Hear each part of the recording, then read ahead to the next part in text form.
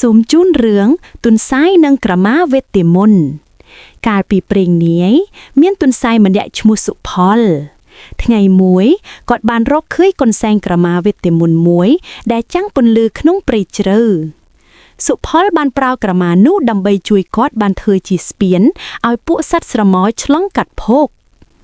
បន្ទាប់មកគាត់បានយកក្រមាទៅរុំរបួសឲ្យសត្វប្រើស្ទួចមួយ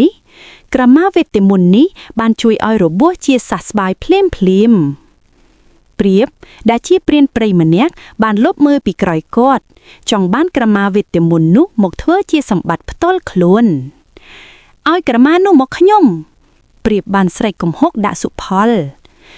លភ័យណាស់ប៉ុន្តែគាត់មិនចង់ឲ្យក្រមាទៅមនុស្សអាក្រក់ឡើយព្រានព្រៃបានដណ្ដើមយកក្រមាពីសុផលគាត់សើចយ៉ាងសប្បាយដោយគិតថាខ្លួននឹងក្លាយជាអ្នកមានក្រមាអើយចូលប្រែជាមានឲ្យខ្ញុំភ្លាមព្រាបបញ្ជា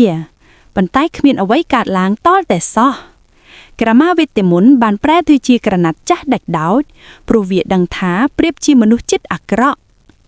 ព្រាបបានក្រវែងក្រមានោះចោលសុផលបានរើសវាដោយក្តីអាណិតនៅពេលសុផលប៉ះវាក្រមាក៏មានពន្លឺឡើងវិញវាដឹងថាខ្លួនបានត្រឡប់មកម្ចាស់ដែលមានចិត្តបុណ្យវិញហើយសុផលបានបន្តប្រើក្រមាដើម្បីជួយអ្នកដទៃគ្រប់គ្នាមានសេចក្តីសុខណាស់ព្រាបបានរៀនមេរៀនមួយដ៏សំខាន់អំណាចពិតប្រាកដមិនមែនបានមកពីការដណ្ដើមនោះទេវេទមន្តនៃក្រមាមកពីទឹកចិត្តលះបង់វាជារង្វាន់សម្រាប់អ្នកដែលចេះជួយអ្នកដទៃក្នុងព្រៃទាំងមូលមានតែស្នាមញញឹម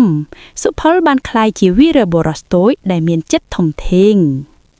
ចងចាំណាកូនទាំងឡាយសេចក្តីល្អនឹងនាំមកនៅអភោតហេតុជានិច្ចការចែករំលែកគឺជាមន្តអាគមដ៏អស្ចារ្យបំផុត